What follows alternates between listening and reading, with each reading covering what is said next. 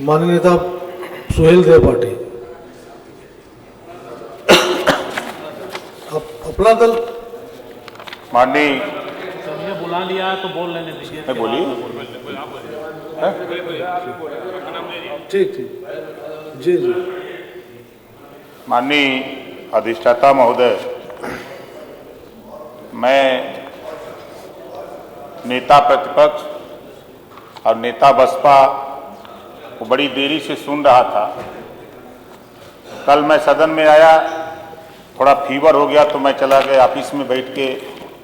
कल माननीय सदन नेता का भी मैंने सुना और मैं जब से समझदारी हमारे में आई है तब से देख रहा हूं,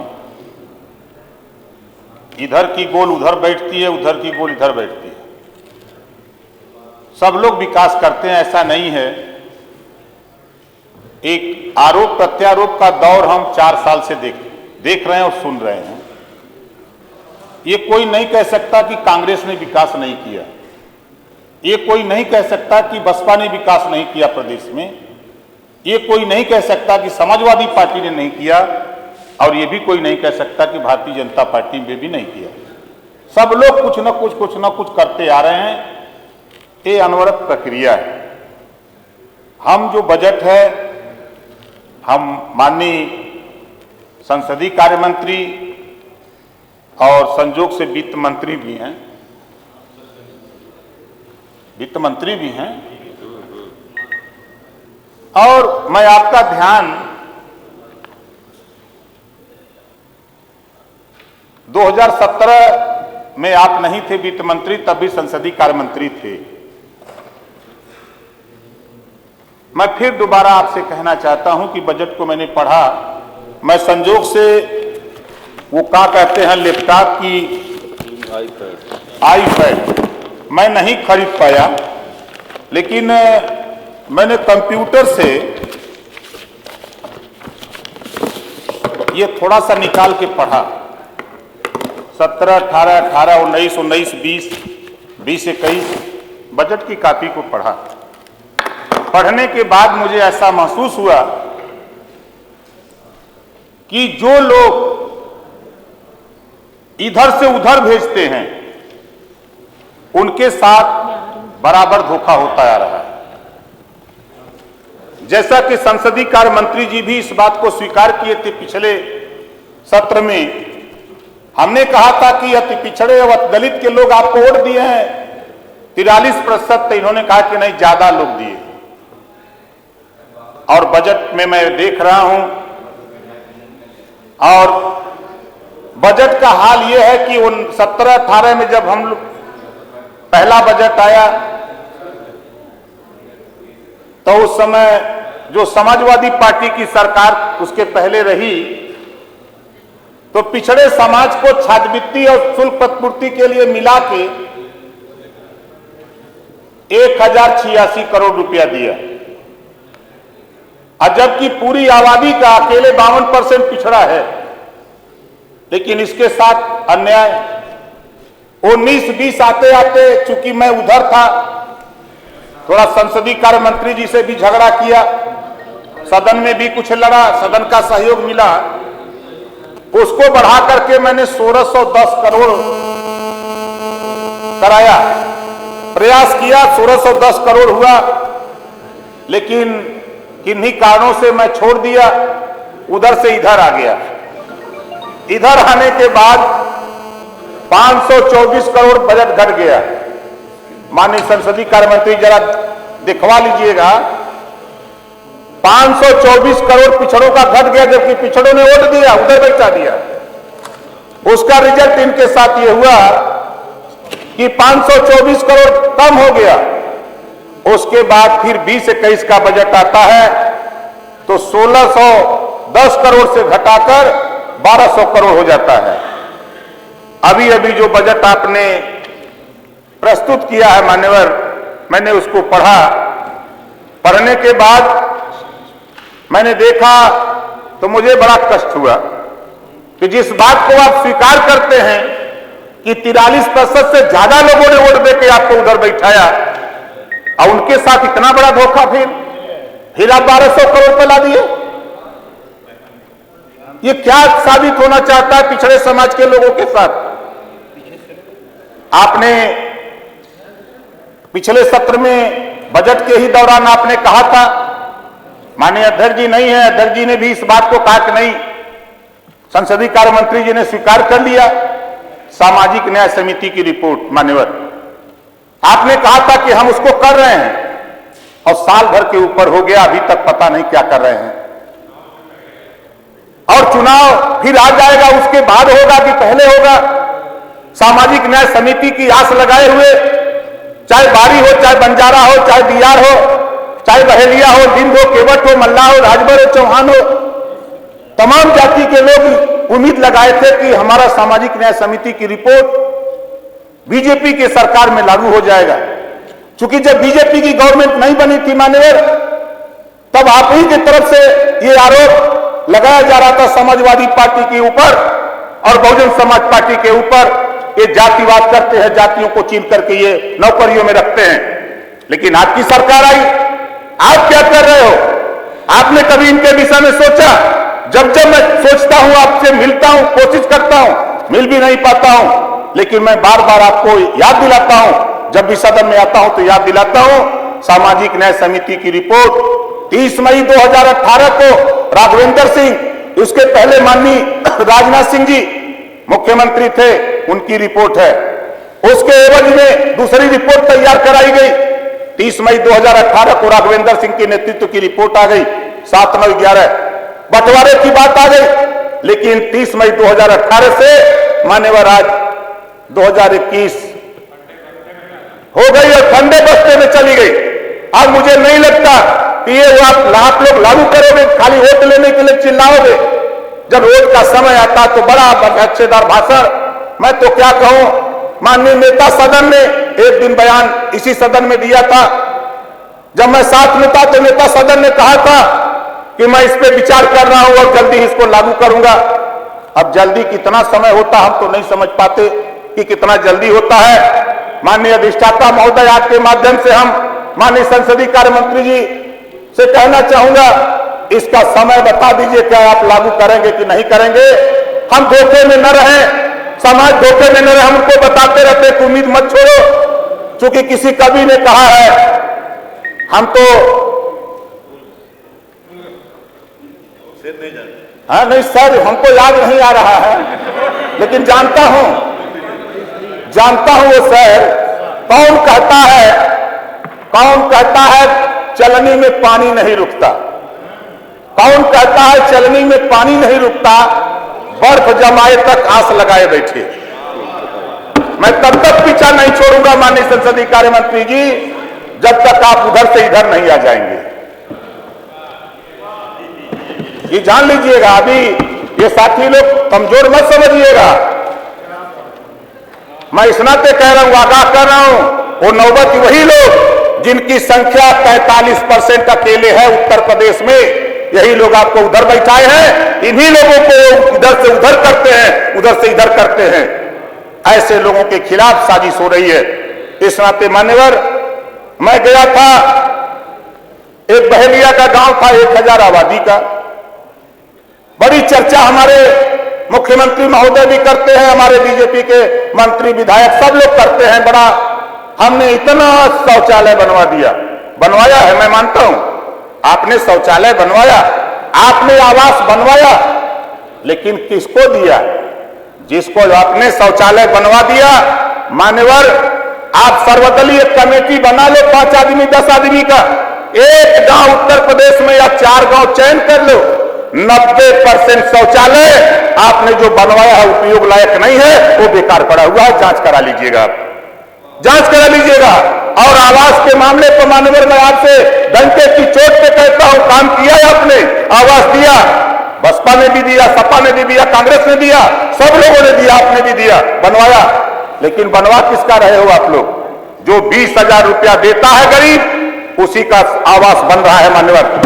जो 20,000 देता है उसी का। बहुत से ऐसे गरीब है जो दिहाड़ी पे मजदूरी करते, रिक्शा चलाते हैं, आज उनको 20,000 रुपया देने की हैसियत नहीं है। इस नाते गांव का प्रधान क्या करता है?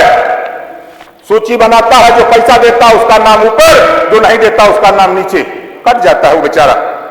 ऐसे एक गांव खाली चिन्हित कर लीजिए, चाहे आप गाजीपुर से गाजियाबाद, चाहे आजमगढ़ से आगरा चलिए और चाहे बलिया से बादा चलिए, एक गांव चिन्हित करिए, हम आपको दिखा देंगे कि वहां गरीब जो वास्तव में पात्र है, जो मड़ई में रहता है, जिसकी मड़ई झड़ गई, प्लास्टिक लगा लेता, प्लास्टिक लगाने की हैसियत नहीं, तो हमारी आपकी पार्टियों का जो बैनर लगते हैं, मंचों पे लगते हैं, जो हम फ्लैक्स लगाते हैं, उसी फ्लैक्स से बैनर को ले जाकर अपनी मड़ई पे रख करके वो जीविकोपार्जन करता है, गर्मी और जाड़ा बरसात झेल रहा मान्यवर।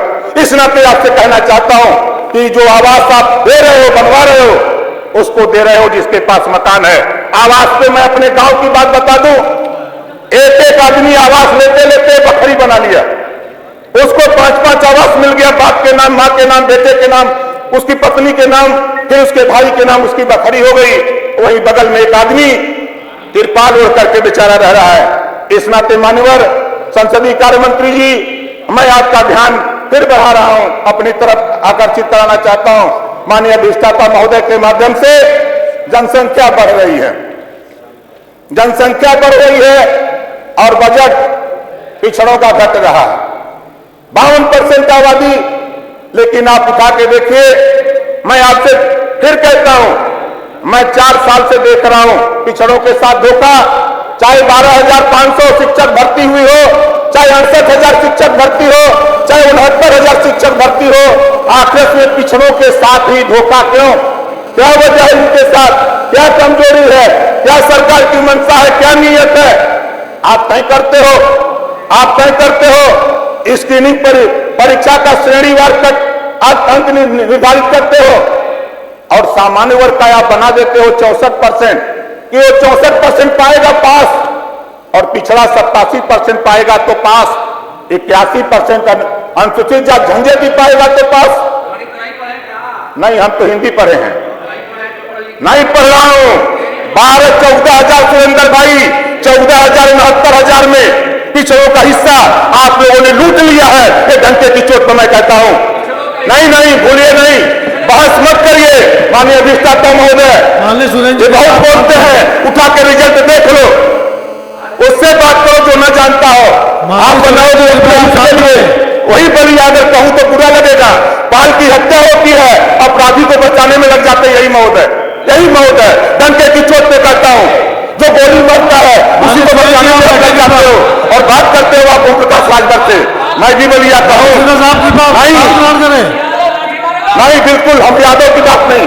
बाल की हत्या हुई, बाल की हत्या हुई है, जिन्होंने गोली मारा उसको बचाने की कवायद होती है, करते हैं आप लोग। और हाथरस की घटना उठा के देखो, डीएम रात को 12 बजे लाश जलवाता है, कहां की घटना बताऊं? लाना, पिछड़ों के साथ धोखा, पिछड़ों के साथ धोखा, पिछड़ों के साथ न्याय नहीं मिलता है। मान्यवर इधर पीठ की तरफ बोलिए आप, मान्यवर मुझसे मत बोलिए, चाहे थाना हो, चाहे ब्लॉक हो, चाहे तहसील हो, चाहे जिला हो, अधिष्ठाता महोदय हर जगह पिछड़े दलित के साथ धोखा हो रहा है। थाने पर जाति पूछ करके न्याय, जाति पूछ करके मारा जा रहा है, जाति पूछ के गाली दिया जा रहा है। ये थानों का हाल है। क्या कहा जाए, थानेदारों की हाल।